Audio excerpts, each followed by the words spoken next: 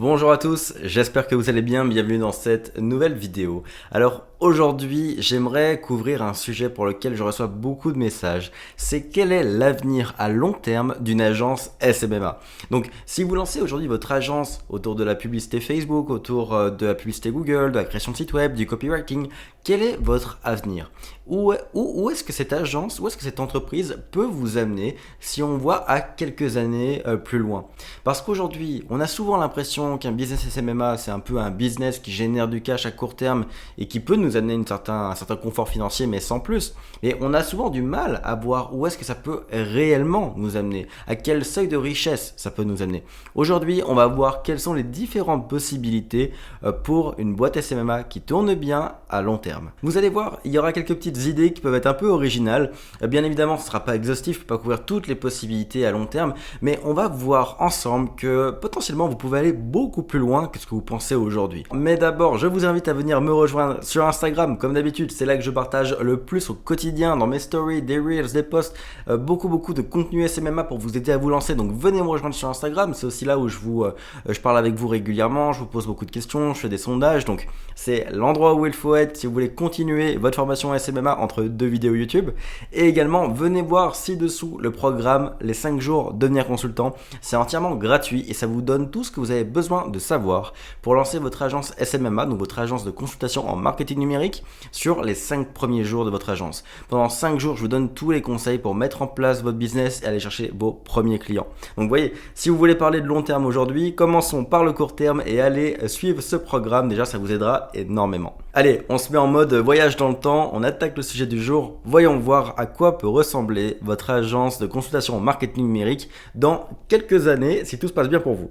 A few moments later. D'abord, j'aimerais casser une croyance limitante. Déjà, cette croyance limitante, c'est que le SMMA n'est qu'un business à la mode et n'est qu'un business court terme qui permet de faire entrer un peu de cash, mais qui doit vite évoluer en une nouvelle opportunité. Bref, il doit être abandonné pour le prochain projet à la mode. Alors ça, c'est totalement faux.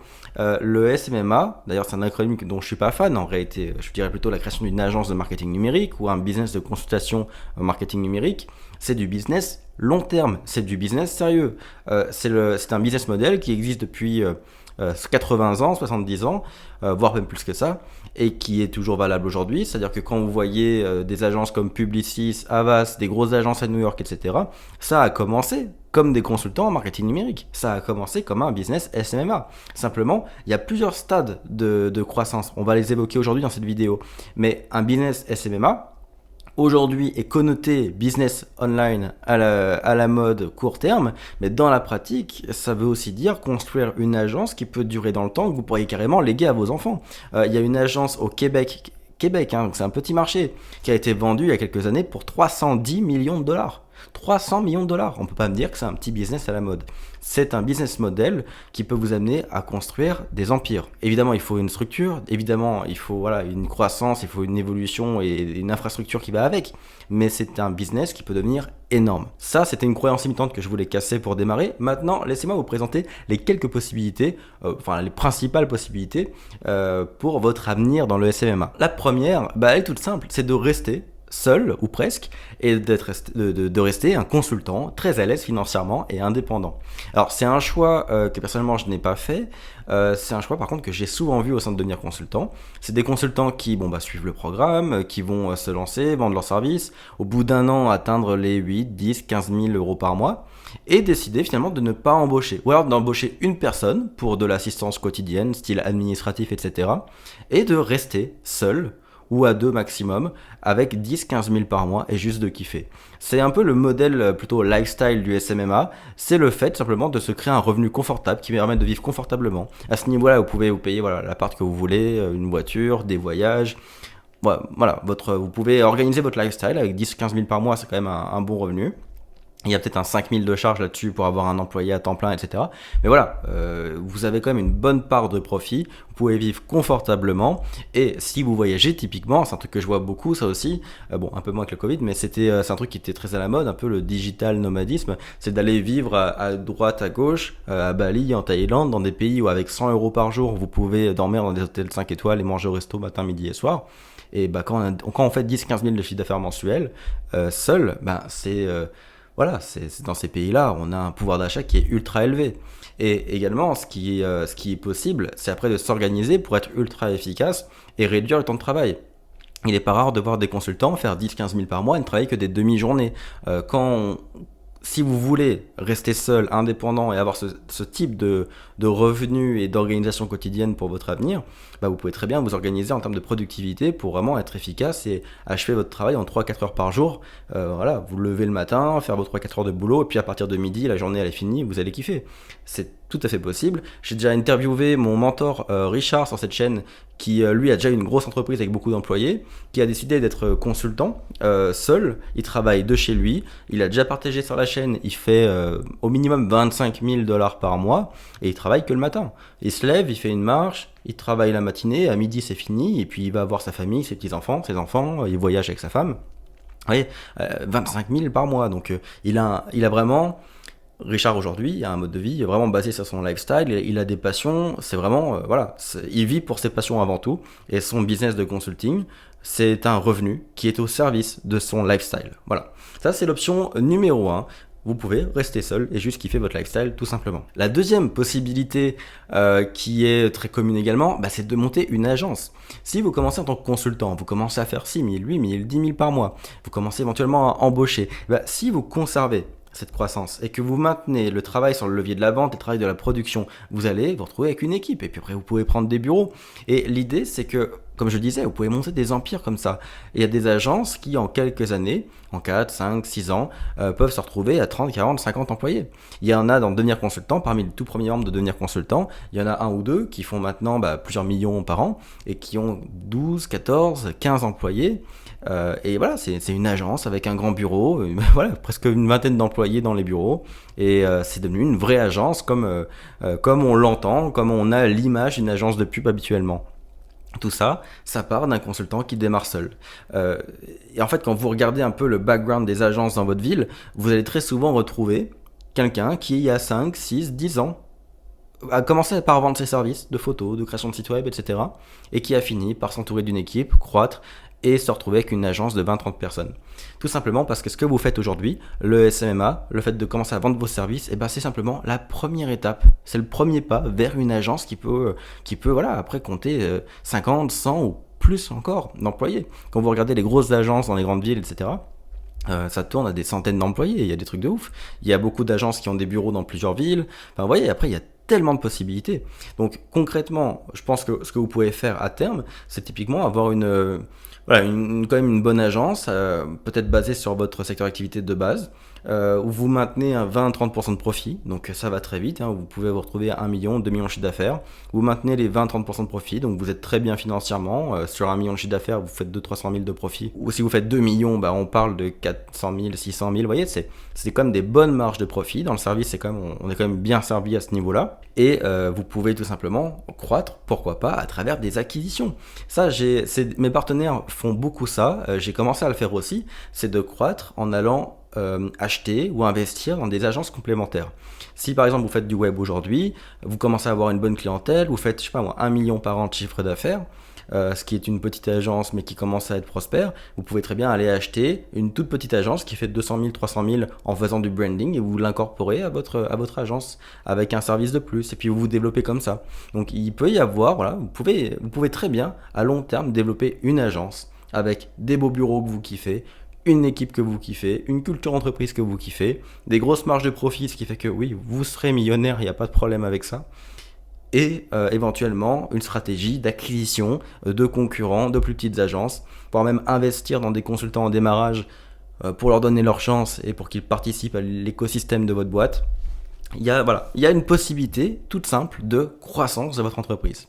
De continuer de travailler sur le levier de la vente, le levier de la production, de croître, d'embaucher plus de clients, embaucher plus de clients, et ainsi de suite, jusqu'à vous retrouver une grande équipe. C'est tout à fait possible, et ça demande pas forcément 20 ans. Vous seriez étonné de voir à combien d'agences ont réussi à monter à 20, 30, 40, 50 employés en moins de 5 ans. Il y en a beaucoup, beaucoup. Dans ce cas-là, on parlerait peut-être un peu de stratégie de domination de marché. Votre objectif pourrait donc En résumé, de devenir le leader de votre marché en ayant une forte croissance, en allant racheter vos concurrents. Vous voyez, voilà, vraiment une dynamique voilà, agressive d'expansion et de domination de marché. Ça peut très bien être un bel objectif pour vous et vous pouvez vous construire un sacré empire comme ça. Troisième possibilité pour votre agence, ça serait de viser la revente. Pourquoi pas voir votre agence comme un projet que vous allez faire croître, monter, voilà, lui donner de la valeur, de la force dans le cadre d'une revente. Vous pouvez très bien viser une sortie au bout de 2, 3, 4 ans avec quelques centaines de milliers d'euros ou millions d'euros à la clé. Typiquement, dans ce cas-là, ce que vous pourriez faire, c'est vraiment designer votre agence, monter votre agence en prévision de la revente. Il faut savoir que on me dit souvent, ouais, attends, parle pas trop de revente, de sortie d'une entreprise parce que c'est trop tôt, j'y penserai quand la boîte tournera. Mais dans la pratique, sachez que la plupart des entrepreneurs qui ont cette stratégie de créer des boîtes pour les revendre pensent à la revente dès le début de la boîte. Parce qu'une entreprise qui se revend bien, ça s'organise, ça se prépare. Si vous avez par exemple une agence et où vous faites tout, où tout le monde est un peu polyvalent, où vous n'avez pas vraiment de système d'acquisition clientèle ni quoi que ce soit, vous aurez beaucoup de mal à la revendre parce que c'est un bordel en interne. La gestion, elle se fait voilà sur le coin d'une table, au feeling, on voit le sens du vent et on voit où est-ce qu'on va. Et ça, c'est un truc qui se revend très très très difficilement parce que c'est pas cadré. Alors qu'une même agence, si elle a un process clair au niveau de son acquisition clientèle, si elle a une équipe de gens qui ont tous des compétences complémentaires, mais qui sont tous bien dans leur tâche. On a un pro de la pub, un pro du copywriting, un pro du graphisme. Et si on a un système au niveau même de l'organigramme de l'équipe qui est vraiment carré, s'il y a des process. Par exemple, je vous cite souvent des agences spécialisées en création de sites web où c'est carrément des usines à sites web ou alors des agences spécialisées dans la publicité Facebook où il y a toujours des équipes. Je vous avais parlé d'une agence avec des équipes de 3, toujours un designer, un stratège et puis un media buyer qui s'occupe de toute la plateforme business manager, etc. Et ben ça, vous voyez, c'est des process super carrés. Les équipes sont, enfin, c'est scientifiquement monté, quoi. Je veux dire, les équipes sont optimisées, les services sont optimisés, les process sont optimisés. Ça, c'est un business qui se revend facilement et très cher parce que c'est une machine à faire de l'argent. Votre business pourrait très bien, ça peut être votre objectif dans les 2-3 ans, c'est de la démarrer, prendre vos aises, commencer à faire de l'argent et puis d'optimiser votre business pour que ce soit un beau système avec des process intelligemment organisés et ce qui fait que demain, vous faites plus le boulot en interne, vous êtes propriétaire de cette agence et que si un concurrent demain, imaginons qu'une agence qui fait du branding, qui fait du print, décide de lancer un service de web, pourrait très bien venir vous voir, vous racheter pour 2-3 millions votre agence parce qu'elle est super clean, bien montée. Ils incorporent à leur agence votre équipe et vos process et voilà, vous sortez de là avec un bon billet et eux vont profiter d'une équipe déjà opérationnelle pour ajouter un service web à leur agence déjà existante. Ouais, ça c'est le genre de deal qui n'est pas rare. Il faut savoir que la revente, c'est quelque chose qui est très très très commun dans le monde des agences. Moi j'ai eu deux ou trois propositions, mais deux que j'ai en tête là, de la part de plus grosses agences. À chaque fois c'était le même principe. À chaque fois c'était deux agences qui avaient environ une vingtaine d'employés, qui faisaient quelques millions de chiffre d'affaires, une bonne marge de profit et qui étaient plutôt, dans les deux cas, c'était des agences plutôt orientées print, branding, image de marque, relations presse et qui avaient négligé un peu le côté web et qui voulaient incorporer un produit web. Et donc ils avaient proposé de me racheter, à l'époque on était 3 dans l'équipe, et ils avaient proposé de nous racheter. J'avais dit non parce que je voulais garder cette indépendance, mais vous voyez, ça pourrait être la même chose en plus gros quelques années plus tard. Avoir une dizaine, vingtaine d'employés, des beaux process et revendre l'agence à un bon prix. Dans ce cas-là, dans le cas d'une revente, ce que cherchent les acheteurs, alors il y en a, ça peut être vos concurrents qui vous rachètent pour vous éliminer de la concurrence, voilà, tout simplement. Et ils vont profiter pour récupérer les ressources en interne qui les intéressent. Donc par exemple, le portefeuille client. Vous pouvez vendre, si vous avez, si vous faites 100 000 par mois en récurrent parce que vous avez 15 gros clients, ils peuvent, en vous rachetant, récupérer ce portefeuille client. Ça peut être intéressant. Ils peuvent aussi acheter vos compétences. C'est un peu ce qui se passait avec les 2 offres que j'ai reçues. Ils nous rachetaient pas pour récupérer notre portefeuille client. Ils avaient déjà leurs clients, puis ils avaient beaucoup de demandes. Ils voulaient nous racheter pour avoir nos compétences. Pouvoir dire à leurs clients, oui, on sait faire du web. Et donc pour ça, ils prévoyaient de nous racheter pour acquérir ces compétences. Donc vous voyez, la revente d'une agence peut se faire sur plusieurs biais. Ça peut être le portefeuille client, ça peut être les compétences. Mais l'idéal, ça reste quand même d'avoir une agence bien organisé, bien structuré, où vous avez des bons clients, vous avez des bons process, une bonne équipe, et dans ce cas-là, la valeur, voilà, elle est au top. Votre agence est vraiment dans le meilleur des schémas possibles pour être vendue à bon prix. Ça peut être un objectif. Et donc ça peut être, votre agence peut être votre prochaine aventure des 2-3 prochaines années. Vous la montez un peu, vous faites votre argent quand même au passage, parce que bon, vous avez déjà un bon revenu quand vous amenez votre agence à 1 million, 2 millions, vous êtes déjà bien. Vous gardez une bonne marge de profit, et puis le jour où vous voulez la quitter, vous la revendez, vous partez avec un beau billet pour votre prochain projet. Ok, donc là on a évoqué, on va dire, les 3 issues les plus communes.